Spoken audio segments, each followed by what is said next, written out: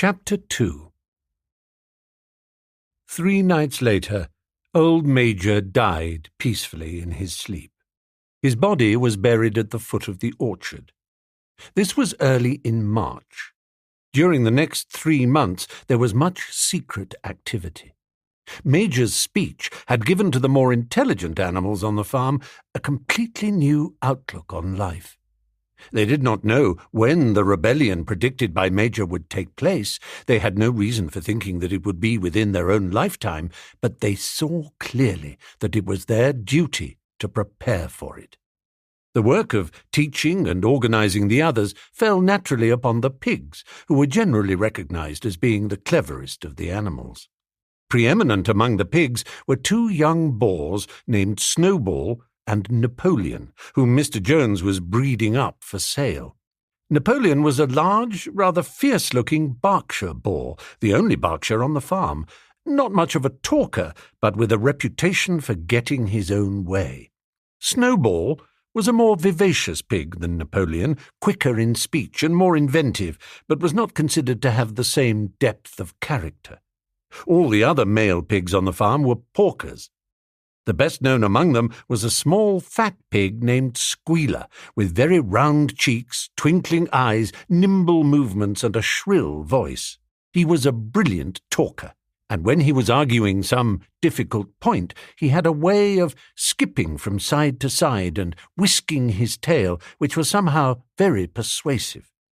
The others said of Squealer that he could turn black into white. These 3 had elaborated old Major's teachings into a complete system of thought, to which they gave the name of animalism. Several nights a week, after Mr. Jones was asleep, they held secret meetings in the barn and expounded the principles of animalism to the others. At the beginning, they met with much stupidity and apathy. Some of the animals talked of the duty of loyalty to Mr. Jones, whom they referred to as Master, or made elementary remarks such as, "Mr. Jones feeds us. If he were gone, we should starve to death." Others asked such questions as, "Why should we care what happens after we are dead?" Or, "If this rebellion is to happen anyway, what difference does it make whether we work for it or not?" And the pigs had great difficulty in making them see that this was contrary to the spirit of animalism. The stupidest questions of all were asked by Molly, the white mare. The very first question she asked Snowball was, "Will there still be sugar after the rebellion?" "No," said Snowball firmly. "We have no means of making sugar on this farm. Besides, you do not need sugar. You will have all the oats and hay you want." "And shall I be allowed to wear ribbons in my mane?" asked Molly. "Comrade," said Snowball, "those ribbons that you are so devoted to are the badge of slavery. Can you not understand that liberty is worth more than ribbons?" Molly agreed, but she did not sound very convinced. The pigs had an even harder struggle to counteract the lies put about by Moses, the tame raven. Moses, who was Mr. Jones's especial pet, was a spy and a tale-bearer, but he was also a clever talker. He claimed to know of the existence of a mysterious country called Sugar Candy Mountain, to which all animals went when they died. It was situated somewhere up in the sky, a little distance beyond the clouds, Moses said. In Sugar Candy Mountain, it was Sunday 7 days a week. Clover was in season all the year round, and lump sugar and linseed cake grew on the hedges. The animals hated Moses because he told tales and did no work, but some of them believed in Sugar Candy Mountain, and the pigs had to argue very hard to persuade them that there was no such place. Their most faithful disciples were the 2 cart horses, Boxer and Clover. These 2 had great difficulty in thinking anything out for themselves, but having once accepted the pigs as their teachers, they absorbed everything that they were told and passed it on to the other animals by simple arguments. They were unfailing in their attendance at the secret meetings in the barn, and led the singing of Beasts of England, with which the meetings always ended. Now, as it turned out, the rebellion was achieved much earlier and more easily than anyone had expected. In past years, Mr. Jones, although a hard master, had been a capable farmer, but of late he had fallen on evil days. He had become much disheartened after losing money in a lawsuit, and had taken to drinking more than was good for him. For whole days at a time he would lounge in his Windsor chair in the kitchen, reading the newspapers, drinking, and occasionally feeding Moses on crusts of bread soaked in beer. His men were idle and dishonest.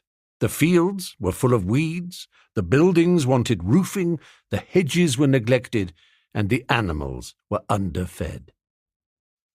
June came, and the hay was almost ready for cutting.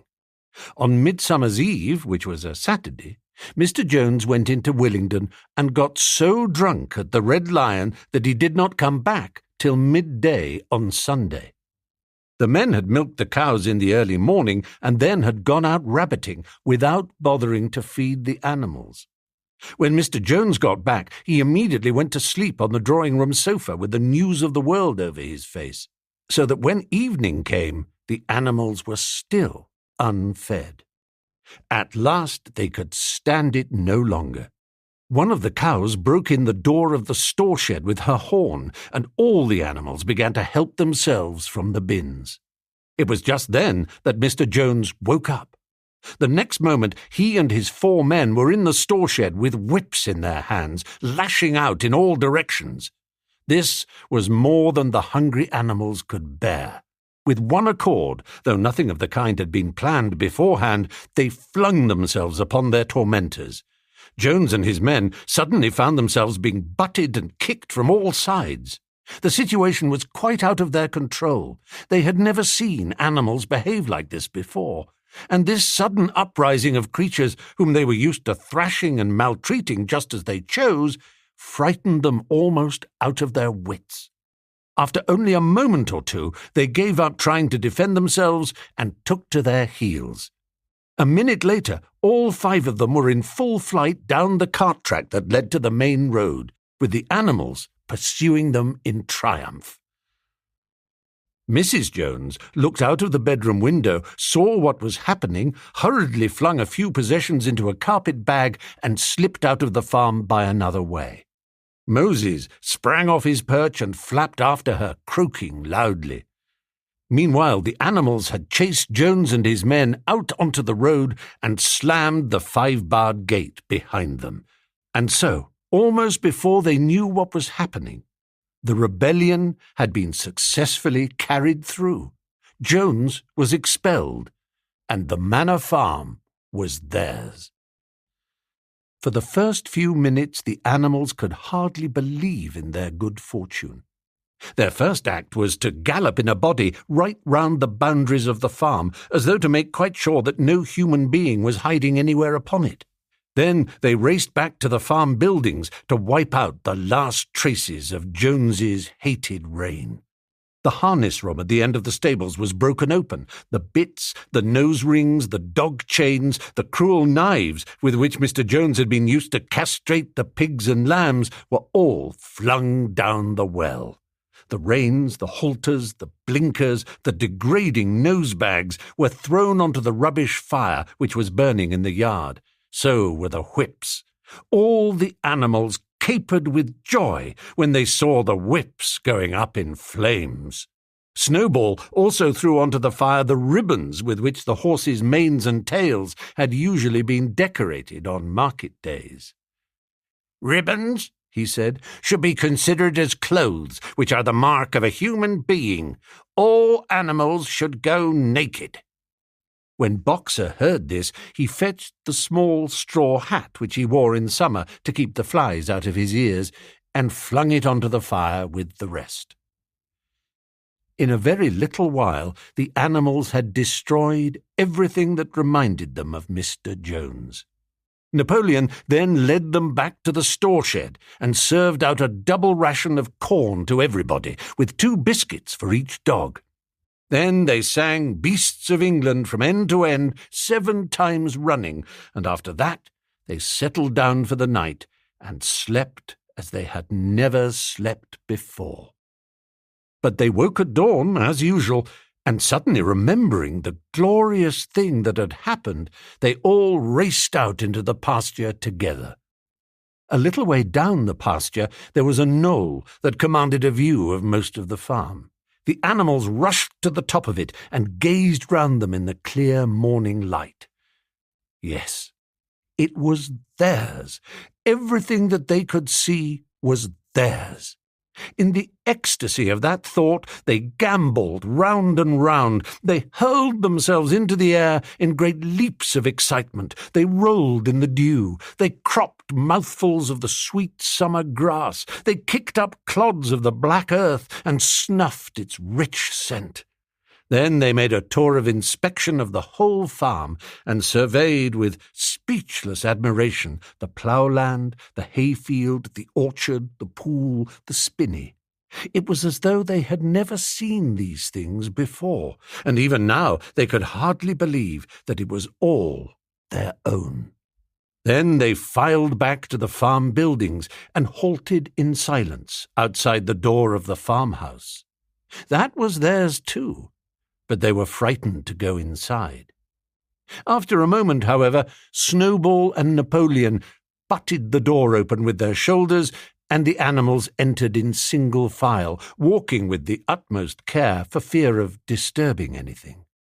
They tiptoed from room to room, afraid to speak above a whisper, and gazing with a kind of awe at the unbelievable luxury, at the beds with their feather mattresses, the looking-glasses, the horsehair sofa, the Brussels carpet, the lithograph of Queen Victoria over the drawing-room mantelpiece. They were just coming down the stairs when Molly was discovered to be missing. Going back, the others found that she had remained behind in the best bedroom. She had taken a piece of blue ribbon from Mrs. Jones's dressing table and was holding it against her shoulder and admiring herself in the glass in a very foolish manner. The others reproached her sharply, and they went outside. Some hams hanging in the kitchen were taken out for burial, and the barrel of beer in the scullery was stove in with a kick from Boxer's hoof. Otherwise, nothing in the house was touched. A unanimous resolution was passed on the spot that the farmhouse should be preserved as a museum. All were agreed that no animal must ever live there. The animals had their breakfast, and then Snowball and Napoleon called them together again. "Comrades," said Snowball, "it is 6:30, and we have a long day before us. Today we begin the hay harvest. But there is another matter that must be attended to first." The pigs now revealed that during the past 3 months they had taught themselves to read and write from an old spelling book which had belonged to Mr. Jones's children and which had been thrown on the rubbish heap. Napoleon sent for pots of black and white paint and led the way down to the 5-barred gate that gave on to the main road. Then Snowball, for it was Snowball who was best at writing, took a brush between the 2 knuckles of his trotter, painted out Manor Farm from the top bar of the gate, and in its place painted Animal Farm. This was to be the name of the farm from now onwards. After this, they went back to the farm buildings, where Snowball and Napoleon sent for a ladder, which they caused to be set up against the end wall of the big barn. They explained that by their studies of the past 3 months, the pigs had succeeded in reducing the principles of animalism to 7 commandments. These 7 commandments would now be inscribed on the wall. They would form an unalterable law by which all the animals on Animal Farm must live for ever after. With some difficulty, for it is not easy for a pig to balance himself on a ladder, Snowball climbed up and set to work, with Squealer a few rungs below him, holding the paint pot. The commandments were written on the tarred wall in great white letters that could be read 30 yards away. They ran thus: The 7 commandments. 1. Whatever goes upon 2 legs is an enemy. 2. Whatever goes upon 4 legs or has wings is a friend. 3. No animal shall wear clothes. 4. No animal shall sleep in a bed. 5. No animal shall drink alcohol. 6. No animal shall kill any other animal. 7. All animals are equal. It was very neatly written, and except that friend was written friend, and one of the S's was the wrong way round, the spelling was correct all the way through. Snowball read it aloud for the benefit of the others. All the animals nodded in complete agreement, and the cleverer ones at once began to learn the commandments by heart. "Now, comrades," cried Snowball, throwing down the paintbrush, "to the hayfield! Let us make it a point of honour to get in the harvest more quickly than Jones and his men could do." But at this moment the 3 cows, who had seemed uneasy for some time past, set up a loud lowing. They had not been milked for 24 hours, and their udders were almost bursting. After a little thought, the pigs sent for buckets and milked the cows fairly successfully, their trotters being admirably adapted to this task. Soon there were 5 buckets of frothing, creamy milk, at which many of the animals looked with considerable interest. "What is going to happen to all that milk?" said someone. "Jones used sometimes to mix some of it in our mash," said one of the hens. "Never mind the milk, comrades," cried Napoleon, placing himself in front of the buckets. "That will be attended to. The harvest is more important. Comrade Snowball will lead the way. I shall follow in a few minutes. Forward, comrades, the hay is waiting." So the animals trooped down to the hayfield to begin the harvest, and when they came back in the evening, it was noticed that the milk had disappeared.